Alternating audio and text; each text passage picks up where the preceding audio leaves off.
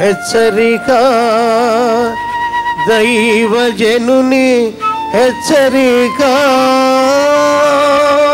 ఆయన క్రియలు స్తుతికి పాత్రమైన క్రియలు ఒక ల్యాండ్ మార్క్ లాగా మీ జీవితాల్లో ఉండాలని. మనకి ఎన్నో మేళ్ళు చేశారని చెప్తుంటారు, చాలా మంచిది, చేస్తూనే ఉంటాడు ఆయన మేళ్ళు. దానికి ఒక ముగింపే లేదు, లెక్కించలేనన్ని మేళ్ళు దేవుడు మనకు చేస్తున్నాడు. కానీ ప్రభువును ప్రత్యేకంగా స్తుతించేటువంటి కొన్ని మేలులు ఉన్నాయి, అందరికీ లేని నీ జీవితంలో ఉన్నాయి. గుర్తొస్తున్నాయా లేవా? గుర్తొస్తున్నాయా లేవా? నువ్వు రక్షించబడిన రోజు నీకు గుర్తుంటే అదొక అద్భుతం. నేను మరణము నుండి తప్పించిన రోజు నీకు గుర్తుంటే అది నిజంగా ఒక అద్భుతం. డాక్టర్లు మందులు కూడా ఇది కుదరదు అన్న వ్యాధి నీకు స్వస్థత కలిగిందంటే అది అద్భుతం. నీకు పిల్లలు పుట్టరు అని చెప్పిన తర్వాత కూడా నీవు గర్భఫలాన్ని పొందావంటే అది ఒకరోజు అద్భుతం కాదు, నీ బతుక్కి నీ బిడ్డలకు అది తరతరాలకు ఒక అద్భుతంగా మిగిలిపోతుంది. అసాధారణమైన కార్యాలు చేసేవాడు మన ప్రభు. సాధారణంగా జరిగే చేస్తే దాంట్లో అద్భుతం అనరండి. అసాధ్యమన్నది సాధ్యం పరిచినప్పుడే అది అద్భుతం అంటాం. అద్భుతమైన కార్యాలు. ఇశ్రాయేలీయుల్ని నీవు విడిపించి తీసుకురా అని మోషేతో అంటే, నేనే మామగారి గొర్రెలు మేపుకుంటూ అనామికుడిగా పడున్నాను, రాజు దగ్గరికి వెళ్ళి నేను వెళ్ళటానికి నా దగ్గర ఏముంది? సైన్యమా? కర్రలా? కత్తులా? నేను వెళ్ళలేను. నా నోరు మాంద్యం కలిగిన వాడిని, నాకు కుదరదు. నీ దగ్గర ఏముంది? ఇది గొర్రెలు కాసుకునే కర్ర ఉంది, పడే కింద. పడేశాడు. ఏమైంది? పట్టుకున్నాడు. ఏమైంది? మళ్ళీ కర్ర అయింది. పో, నేను ఇలాంటి అద్భుతాలు నీతో చేయిస్తాను. ఎన్ని చేశాడు ఇవన్నీ చెప్పుకుంటూ పోతే అబద్ధకాలు. అసాధారణమైన కార్యాలు చేసే దేవుడు. స్తోత్రార్హ క్రియలు మీ జీవితంలో ఏమేమి ఉన్నాయో ఒక్కసారి గుర్తుపెట్టుకోండి. మీరు రక్షించబడ్డ రోజు, యాక్సిడెంట్ నుంచి తప్పించబడిన రోజు, మరణ పడక నుంచి లేపబడిన రోజు, మీ బిడ్డల విషయంలో దేవుడు చేసిన మేలులు. ఈ కొడుకు మారడు, నా కొడుకు ఇక మారడు, నా కూతురిక మారదు, వీళ్ళు ఇలాగ జీవితాన్ని పాడు చేసుకున్నారు అన్నప్పుడు దేవుడు అద్భుతంగా వారి రక్షణ నడిపించిన సాక్ష్యాలు నాకు గుర్తున్నాయి. ఈ సంఘంలో ఎంతోమంది మీకు గుర్తులేవు. మీ బిడ్డల పట్ల దేవుడు చేసిన మేళ్ళు, మీ గృహం విషయంలో దేవుడు చేసిన మేళ్ళు, మీ ఉద్యోగం విషయంలో దేవుడు చేసిన మేళ్ళు, మీ కెరియర్ విషయంలో దేవుడు చేసిన మేళ్ళు, మీ వివాహం విషయంలో దేవుడు చేసిన మేళ్ళు. వాటిని దాచకుండా గుర్తుపెట్టుకోవాలి. దేవుని క్రియలు మరవద్దు. ఈ అధ్యాయం చదువుకుంటూ వెళ్తే మర్చిపోయేది. ఆయన చేసిన ఆశ్చర్య కార్యాలు మర్చిపోయేది. ఆయన చేసిన వింత కార్యాలు మర్చిపోయారు. ఆయన చేసిన మేలులు మర్చిపోయారు. అంటూనే మళ్ళీ పక్కనుంది అయినను దేవుడు వారిని ఇంకా ప్రేమిస్తున్నాడు. అయినను దేవుడు ఇంకా వాళ్ళకి మేలు చేస్తున్నాడు. అయినను దేవుడు వారికి ఇంకా అద్భుతాలు. మన పని మర్చిపోవటం, ఆయన పని మేలు చేయటం. Get forget.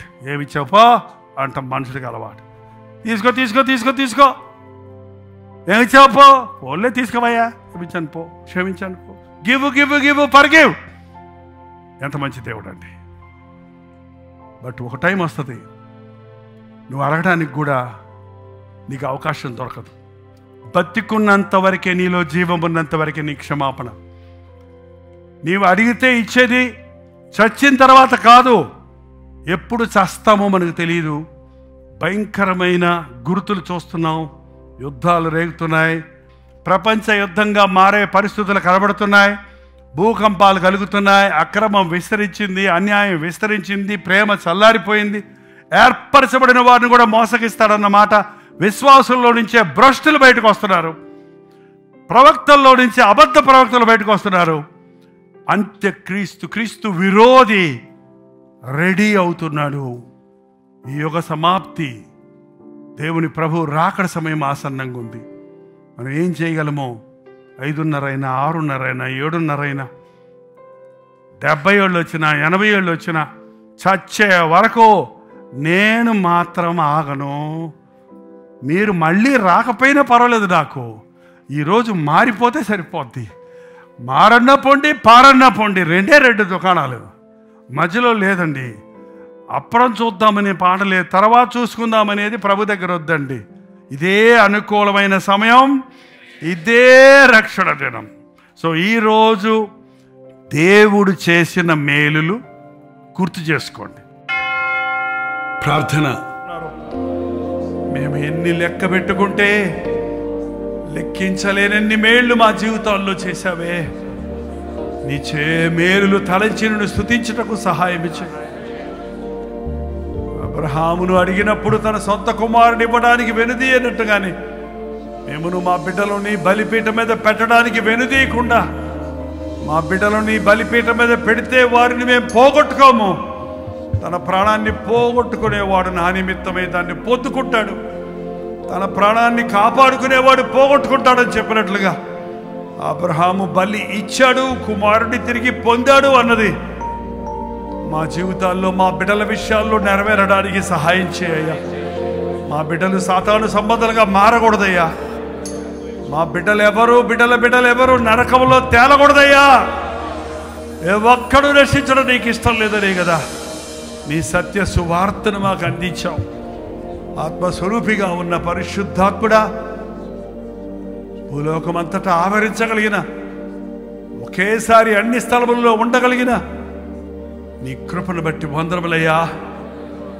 ఈరోజు నీ మాటలు విన్న మేమందరము ఆశీర్వదించబడ్డామనే తృప్తితో తిరిగి వెళ్ళటకు, ఇంకనూ వెళ్ళి నీ సన్నిధిలో గడిపి నీవు చేసిన మేళ్లు తలంచి నిన్ను స్తుతించటకు, మా పట్ల నీవు కలిగిన ప్రణాళికలను ఎరిగి అందులో జీవించటకు మా ఒక్కొక్కరికి నీ సహాయం చేయమని యేసు క్రీస్తు నామములో అడుగుచున్నాను తండ్రి, ఆమేన్.